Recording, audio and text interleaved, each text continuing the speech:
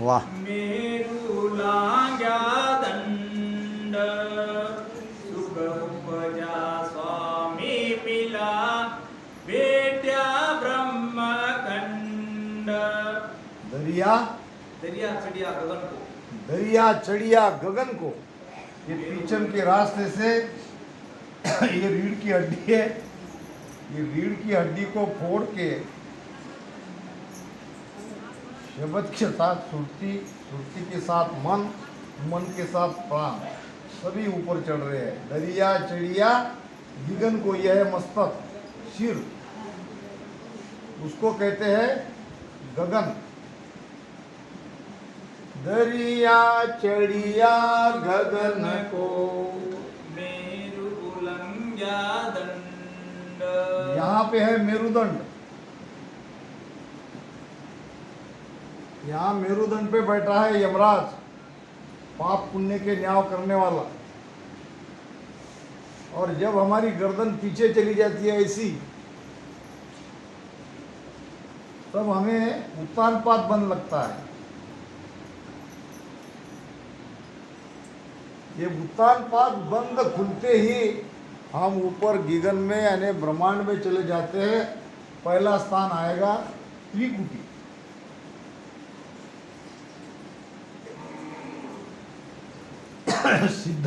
सिद्धासन की बात चल रही थी। सिद्धासन कैसे लगाया जाए, मैं फिर करता हूं। बिना गुरु के आदेश से ये सिद्धासन लगा के भजन नहीं करना, नहीं तो लाभ तो नहीं मिलेगा, नुकसान होगा।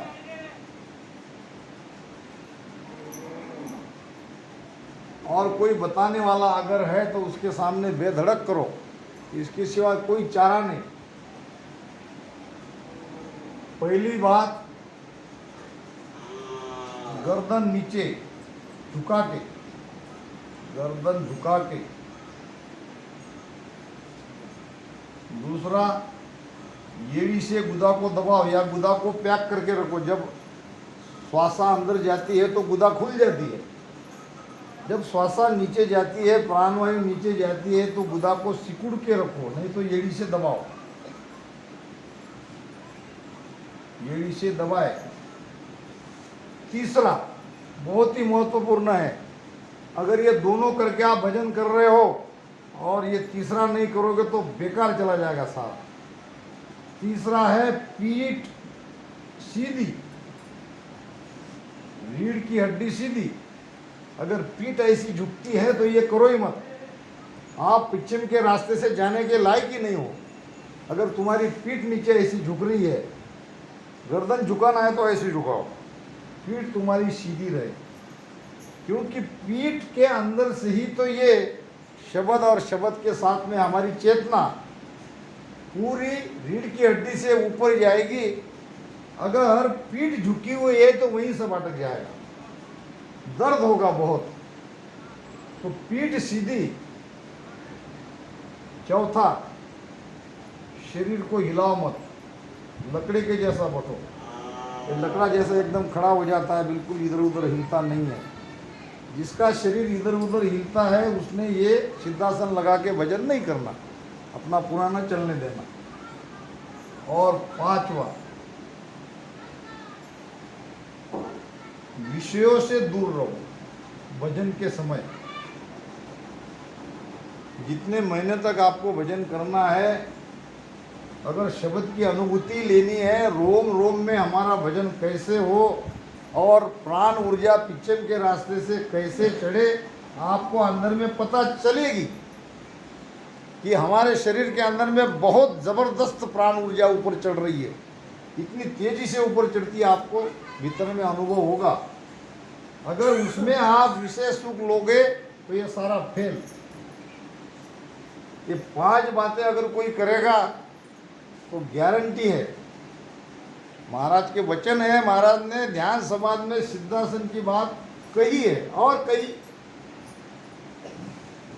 विषयों में बात आई है। आसन मार जुगत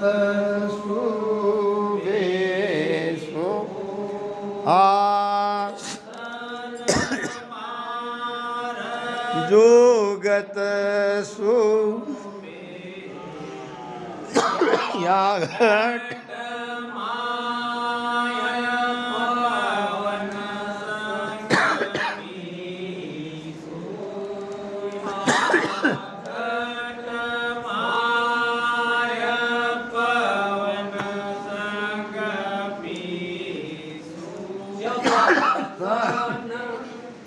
खोद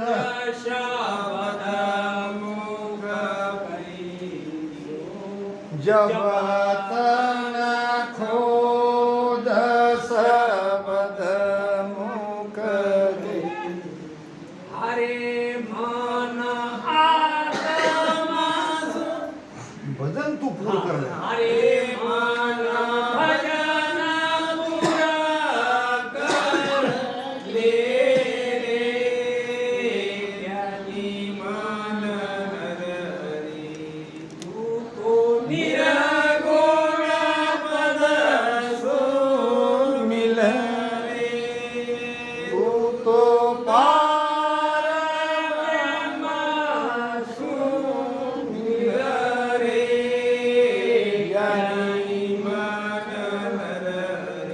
आसन मार कैसे बैठो युक्ति जुगत यानी युक्ति क्या युक्ति की जरूरत है फिर अब बहुत जरूरत है महाराज कह रहे हैं आसन मार जुगतसु बैठ युक्ति से बैठो आसन लगा के बैठो अब या घटमाए पवन संग पेशो ये श्वासा एक पवन नीचे जाती है एक बाहर निकलती है एक श्वास अंदर जाती है एक बाहर निकलती है तो श्वासा में ध्यान लगाओ दोनों श्वासा राम राम पे बिल्कुल ध्यान मत दो रसना चलने दो अब रसना पे क्या ध्यान देना है रसना से राम राम करते रहो मगर दोनों श्वास में ध्यान दो मन भी उसमें लगाओ या घटमाए पवन संग पेशो यही है पवन और सब तन खोज सोच खोज एक ही बात है सोच को भी खोज कहते हैं सब तन सोच शरीर में खोजना करो कहाँ शब्द है कहाँ क्या हो रहा है कहाँ भीतर में हलचल हो रही है ये सारे शरीर में खोजो इस प्रकार बैठ के खोजो अगर इसमें एक भी बाहर चला गया तो आप खोज नहीं पाओगे शब्द कहाँ है मान लो कि मन हट गया तुम्हारा श्वासा से मन चला गया विचारों में तो आप शब्द कहाँ है उसको खोज नहीं पाओगे सब तन खोज शब्द मुख केशो ये राम राम शब्द मुख से रटन करते रहो अगर खाली योग करोगे खाली श्वासा पे ध्यान दोगे तो ये केवल खाली योग हो जाएगा इसमें अगर राम नाम मिलाते हो तो इस खाली योग से ये 100 गुना ज्यादा काम 100 गुना फायदा होगा 100 पट अगर ये भीतर जाती हुई श्वास और बाहर निकलती हुई श्वास में मन और ध्यान लगा के रसना से राम राम करते हो तो ये 100 पट ज्यादा लाभ आपको करेगा इस प्रकार यहाँ भी आसन की बात आई है और कई जगह वाणी में आसन की बात आई है अब मैंने देखा तो आसन कितने प्रकार है आसन है 84 प्रकार आसन कितने हैं जितने शरीर उतने आसन अभी 84 प्रकार के आसन में ध्यान के 3 आसन है सिद्धासन वज्रासन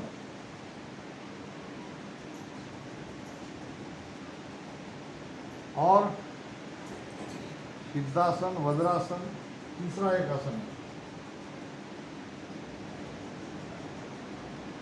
आप तो जानते हो ना आसन के बारे में पद्मासन तीसरा है पद्मासन कि रामस्नेह मत में कोई कोई संत ने पद्मासन लगा के भी भजन किया है मगर ज़्यादा से ज़्यादा सभी ने सिद्धासन पे ही जोर दिया है अब ये तीनों आसन कैसे लगाते हैं पद्मासन कैसे लगाते हैं ये बैठे देख लो इनको, इनकी तरफ देखो, यह है पद्मासन और वज्रासन। दोनों घुटने पे बैठ जाना, बैठो, दोनों घुटने पे बैठ जाना। यह है वज्रासन, यह है वज्रासन। अब वापस पद्मासन बताओ। ये बहुत आसानी से शब्द पलटेगा ये तीनों आसन से। यह है पद्मासन। अब बताओ सिद्धासन। यह है सिद्धासन, देख लो, बिल्कुल आसानी से। गर्दन नीचे थोड़ी, दोनों हाथ जांघों पर दोनों पंजे। बैठो, सीधे बैठो, आराम से बैठो, कोई जल्दी नहीं है। वाह, ये हमारे जनुना के राम्स नहीं है। गर्दन थोड़ी नीचे झुकाओ, बस। ये तीनों आसन ये पीछम के रास्ते के लिए लाभकारी है।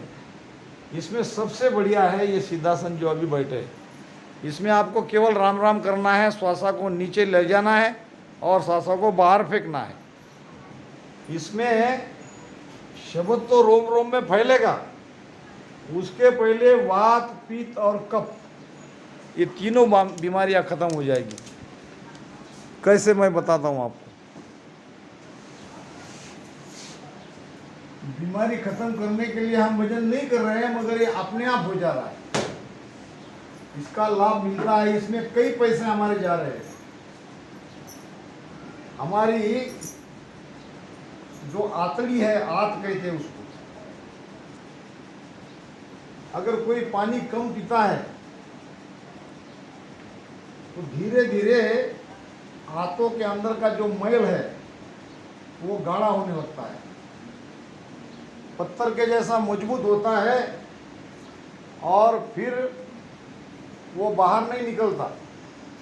बाहर न निकलने से गैस और एसिडिटी, अपचन, ये तकलीफें, पीड़ा चालू होती है। और ये गैस और अपचन से सारी बीमारियां पैदा होती हैं, कई तरह की।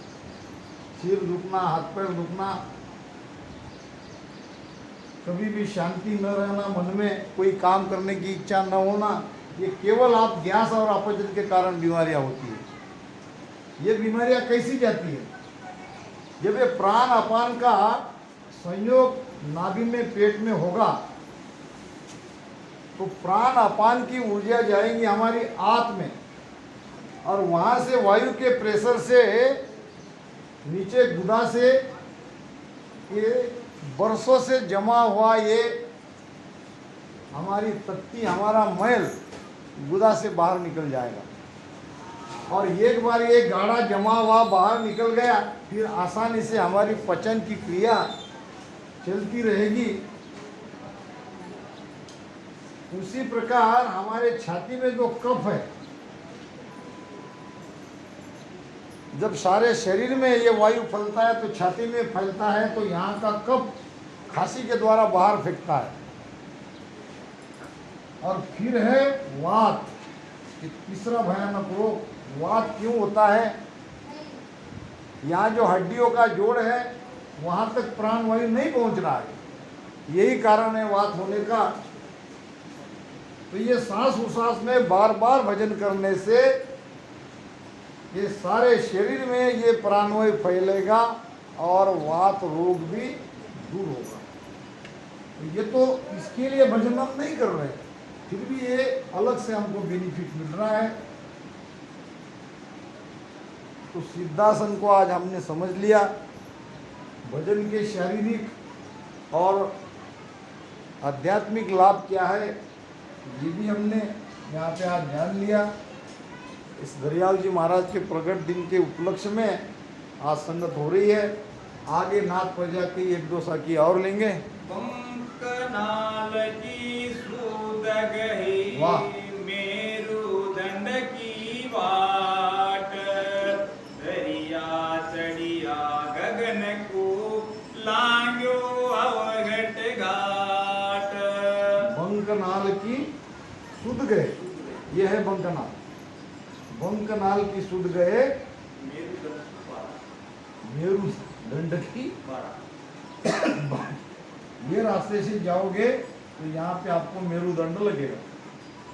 आगे दरिया चढ़िया गगन दरिया चिड़िया गगन को, यहाँ मेरुदंड से 3 नाड़ियाँ 3 तरफ जाती है। एक बाई तरफ से ईड़ा और ये पिंगला और ये बीच में से सुषुम्ना। सुकराम जी महाराज कहते हैं जब मेरु में उनका ध्यान आया, आगे गेल दो यजा फूटी सोच रहा मन माई, अब कहो कौन बतावे गेला अमर लोक सतसाई। यहाँ मेरु में आने पर आगे गेल 2 यजा फूटी, एक ये रास्ता और ये रास्ता। सोच रहा मन माई, अब मन में ये विचार आ रहा है कि अब यहाँ से जाए कि यहाँ से जाए। आगे गेल 2 यजा फूटी सोच रहा मन माई, अब कहो कौन बतावे गेला। अब वहाँ गेला कौन बताएगा। अमर लोक सत साई, अमर लोक जाने वाला रास्ता, वो सत मार्ग, वो सत परमात्मा में मिलाने वाला रास्ता कौन बताएगा।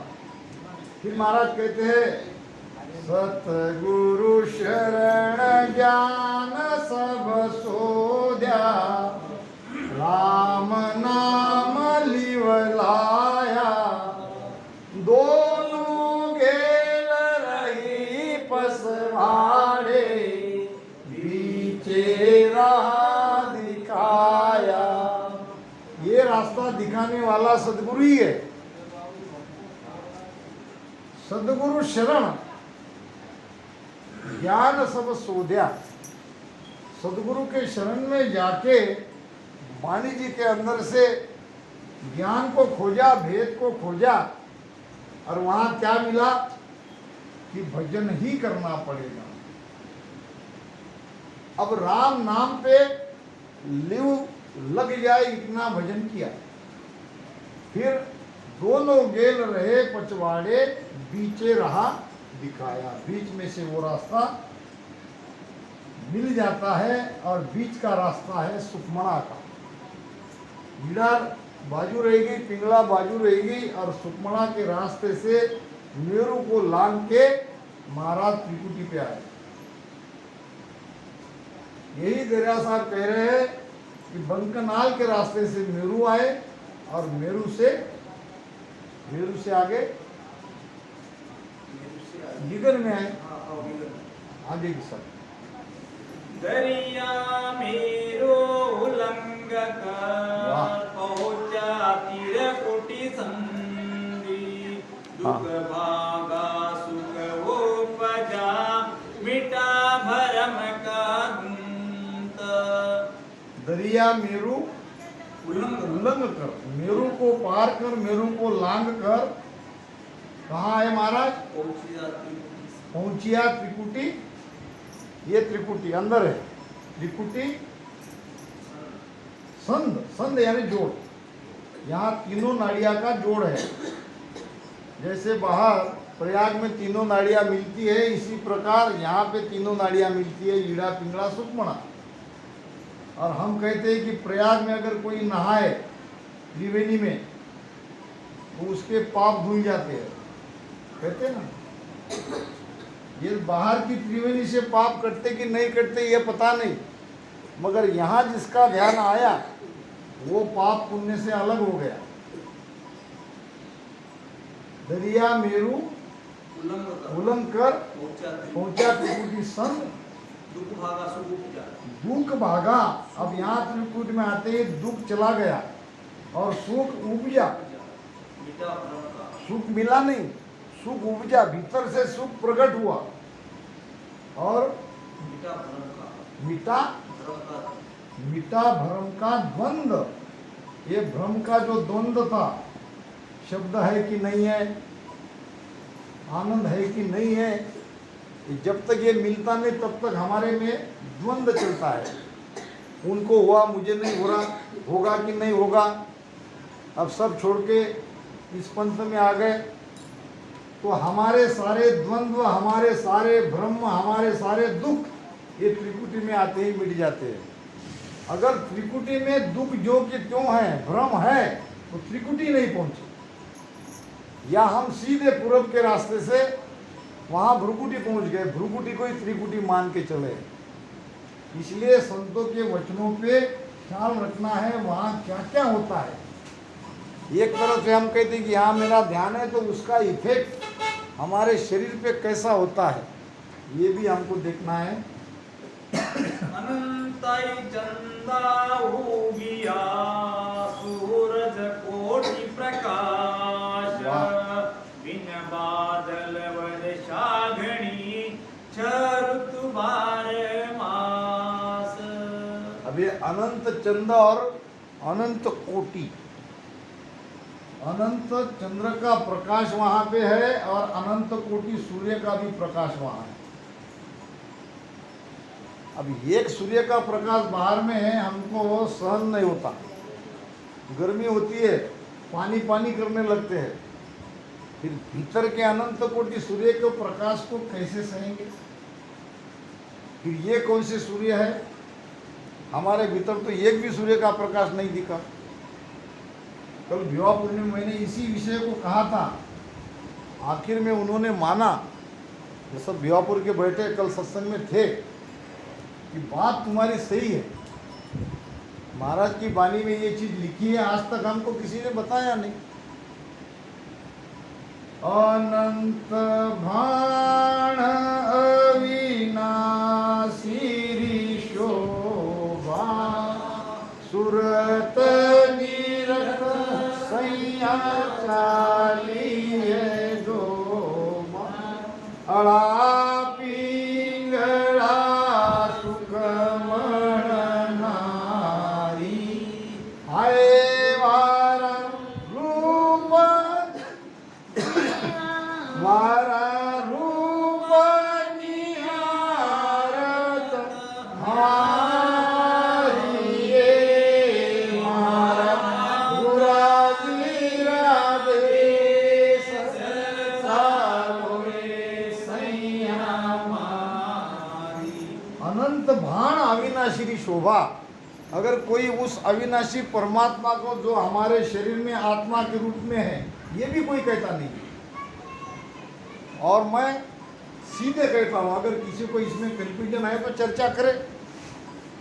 सब यूट्यूब पे तो सारा भारत देख रहा है, सभी ज्ञानी धनी देख रहे हैं। इस मेरे अभी जो शिरपुर में चल रही है चौमासा, संपूर्ण भारत में ये लाइव दिखाई जा रही है। मैं तो सबको कहता हूँ कि आत्मा के अलावा भीतर में परमात्मा कौन बैठा है। हमको बाहर कहीं जाना ही नहीं है, सब भीतर में ही है। यही काल है, यही आत्मा है, यही आनंद है, यही से कर्म होता है, इसी से कर्म कटता है, सब हमारे भीतर है। ये आत्मा का प्रकाश है करोड़ों सूर्य का। जब तक कोई करोड़ों सूर्य का प्रकाश नहीं दिखता, उसने दावा नहीं करना अमर पद जाने का। वो अमर लोक में पहुंचे ही नहीं है, उसका अपना मत है। मत ज्ञान अपना अपना मत ज्ञान रहेगा, मगर संतों के वचन ये प्रमाणित है। एक तरह से जैसी हमारा देश घटना से चलता है, उसमें कलम है और घटना के आधार से चलता है, तो ये महाराज की वाणी हमारे लिए घटना है, उसमें कलम है, लिखे हुए है उसमें। वो कह रहे हैं कि अनंत कोटि सूर्य का प्रकाश आपको दिखाई देना ही चाहिए। दिखाई नहीं दिया तो कहीं न कहीं गड़बड़ हो गई, रास्ता गलत हो गया, या और ध्यान चाहिए। और ये सब होगा तुम्हारा प्राण 10वें द्वार में जाएगा तब। केवल सुरती 10वें द्वार में शब्द का यानी धुन का आनंद ले रही है। क्या ले रही है? वो ध्वनि को ही हम शब्द कहते हैं। शब्द में भी ध्वनि है, मगर शब्द की ध्वनि निरंतर बदलती है। कभी कुछ तो कभी कम, कभी ज़्यादा, कभी उससे भी ज़्यादा, कभी उससे भी ज़्यादा, और एक दिन सारी दुनिया मिट जाती है। इसीलिए महाराज कहते हैं कि नाद अनाद जिंग सो सोहम सब ब्रह्म माया होई। ये नाद, अनाहत, जिंग और सोहम, क्या छोड़ा महाराज ने? सारे शब्द सोहम के आधार से है। सोहम श्वासा है, हे राजा 52 अक्षर का धर्म है सासा, ये सासा ही तो सोम है। सास सबद पर मन की आशा, मन ऊपर चेतन सुन होई, चेतन परे पुरुष नहीं कोई। महाराज ने तो सीधा कह दिया। 52 अक्षर से ये राम राम रटन करते हैं तो ये भी 52 अक्षरी है। अब इसका आधार है श्वासा, श्वासा से ही बोले जाते हैं। सांस शब्द पर मन की आशा, ये श्वासों में ही मन संकल्प विकल्प करता है। संकल्प विकल्प का आधार भी श्वास ही है। अगर श्वासा नहीं रहेगी तो मन नहीं रहेगा। और मन के ऊपर है ये चेतन आत्मा, और चेतन आत्मा के परे कोई नहीं बोल रहे महाराज। और हम कहते हैं आत्मा परमात्मा सस्वरूप आनंद पद, ये सारा शब्दों का जाल है। ये सब उलझाने वाली बात है। सीधी सीधी बात है, आत्मा के ऊपर कोई नहीं। और आत्मा तक जाना ही करोड़ों शून्य का प्रकाश है। करोड़ों सूर्य का प्रकाश जब तक दिखे नहीं तब तक वहां नहीं पहुंचे, रास्ते में जरूर है। ऐसा नहीं कह सकते हम कि वो रास्ते पे नहीं है, मगर उसकी भी लिमिट है। 40-40 साल से अगर वही सुन रहे हैं धुन, तो बिल्कुल रास्ता गलत है। इतना समय लगता ही नहीं। ये धुन में निरंतर परिवर्तन दिखाई देगा, यही है सत्सबद की धुनी। और जो एक सरिसी है वो पूरब के रास्ते वाली धुनी है। महाराज कहते हैं कि सांस सांस जे नर सिमरन कर है, कामे आबिद जागे, नाद बिंद भेड़ा कर जावे, ध्यान गिगन में लागे। उनका भी ध्यान गिगन में लगता है। ध्वनि वो भी सुनते हैं, उनका भी मन भजन में लगता है, समाधि में वो भी जाते हैं। फिर भी ये 10वां द्वार नहीं खुलता। 10वां द्वार खुलने का मतलब करोड़ों को सूर्य का पाना, करोड़ों सूर्य का प्रकाश दिखाई देना, यही है 10वां द्वार खुलना, 10वां द्वार के बाहर निकलना। तो इसीलिए इन सब बातों पे विशेष के हम सब ध्यानी लोग हैं, हमको ध्यान देना जरूरी है और इस पर चर्चा होनी चाहिए। ये मेरा दावा नहीं है कि मैं सही कह रहा हूँ। दूसरे ने आके इसी विषय को लेके समझाना चाहिए, तभी बात बढ़ेगी। ये क्या कहते हैं, वो क्या कहते हैं, वो क्या कहते हैं। जब आपको सुनाई देगा तब आप निर्णय करोगे किसकी बात वाणी से मेल खाती है। और दूसरी बात, कहने से नहीं होगा, करके देना पड़ेगा। अगर कोई बैठेगा भजन में आपके सामने तो उनको आपके जैसा आपको बनाना पड़ेगा, तब उसकी बात सच्ची मानी जाएगी। तो इस प्रकार हमने दाता दरियाव जी महाराज के इस प्रगट दिन पर ये जो संगत हमने रखी थी, इस संगत को यहीं पर विराम देते हैं। अब हमारे भिवापुर की हमारी रामसनी बहनें आई है,